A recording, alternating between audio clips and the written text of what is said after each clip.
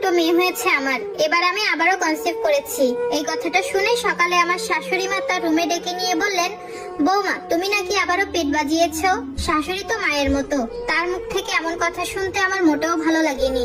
তিনি তো ইচ্ছা করলেই পারতেন কথাটা সুন্দর করে বলতে, তবুও আমি কোমল সুরে বললাম, জি মা আমি কনসিভ করেছি। শাশুড়ি মা তখন একটু মুখ ভেঙচিয়ে বললেন, এবারও কি মেয়ে সন্তান জন্ম দিবা নাকি? আমি তখন চোখ নামিয়ে কাপা কাপা গলায় বললাম, মা সন্তান দেওয়ার মালিক তো আল্লাহ, আমি তো বলতে পারবো না আমার কি সন্তান হবে।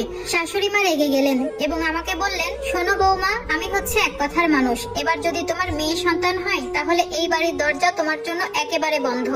আমার ছেলে সন্তান চাই, আমার বংশের বাকি চাই। এবার ছেলে সন্তান না হলে তালাক দিয়ে দিব, 1-2 তালাক না, সোজা 3 তালাক দিয়ে দিব। কথাটা বুঝতে পারছো? শাশুড়ি মায়ের মুখে এমন কথা শোনার পর আমার শরীর পুরো ভয়ে জমে গেল। ওখান থেকে আর নড়তেই পারতেছি না, যেন মাটির তলে আমার পা চিরতরে আটকে গেছে।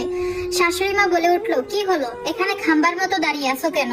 তখন আমি চোখ ভরা জল নিয়ে ওখান থেকে দ্রুত করে চলে আসলাম। রাতে স্বামী বাসায় আসতে তাকে বললাম, আজ মা আমাকে বলেছে আমার যদি ছেলে সন্তান না হয় তাহলে আমাকে আর তোমার বউ করে রাখবে না, আমাকে নাকি ডিভোর্স দিয়ে দিবে। আমার স্বামী কোনো আগ্রহ দেখালো না এবং বলল, রাত কত হয়েছে একটু দেখো তো।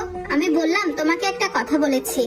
তখন সে আমাকে বলল, আমার কাছে পৃথিবীর সবকিছুই তুমি বলতে পারবে, কিন্তু আমার মায়ের নেওয়া ডিসিশনের উপরে তুমি একটা কোনো কথা বলতে পারবে না। আমার স্বামীর মতো একজন শিক্ষিত মানুষের মুখে এরকম মেরুদণ্ডহীন কথা শুনে আমি একদম অবাক হয়ে গেলাম। আমি কখনো ভাবতেও পারিনি আমার স্বামী এই কথাটা আমাকে এভাবে বলবে। আমার বিপদ ঘনিয়ে আসলো আরো তাড়াতাড়ি যখন চেক আপ করে জানতে পারলাম আমার এবারও মেয়ে সন্তান হবে। ডাক্তারের চেম্বারে গিয়েছিলাম চেক আপের জন্য শাশুড়ি মায়ের সাথে। ডাক্তার রিপোর্ট দেখে বললেন, খুশির সংবাদ আছে, বলুন আলহামদুলিল্লাহ। আমি তখন আলহামদুলিল্লাহ বললেও আমার শাশুড়ি মা আলহামদুলিল্লাহ বলেননি। তিনি শুধু জানতে চাইলেন এবার কি সন্তান হবে। ডাক্তার বললেন মেয়ে সন্তান হবে। ডাক্তারের মুখে এমন কথা শুনে সাথে সাথে আমাকে নিয়ে তখন চেম্বার থেকে বের হয়ে আসলেন আর আমাকে বললেন, মাগো সন্তান দানের মালিক আল্লাহ, তিনি চেয়েছেন বিধায় এবারও তোমার মেয়ে সন্তান হচ্ছে।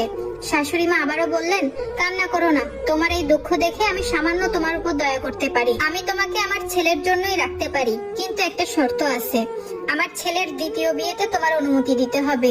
অনুমতি না দিলে আমি তোমাকে রাখবো না। আমার বংশের ছেলে সন্তান প্রয়োজন, তুমি কখনো ছেলে সন্তান জন্ম দিতে পারবে না। বংশের বাতের জন্য আমার ছেলেকে আবারও বিয়ে করাতেই হবে। শাশুড়ি মায়ের মুখে এমন কথা শোনার পর ভয়ে আমি অনবরত কেঁদেই যাচ্ছি, বারবার হাত দিয়ে চোখের পানি মুছে যাচ্ছি। শাশুড়ি মায়ের এ কথায় আমি কি জবাব দিব বুঝতে পারতেছি না। আমার স্বামী হচ্ছে মা ভক্ত ছেলে, আমার শাশুড়ি যদি এখনই বলে তোর বউকে তালাক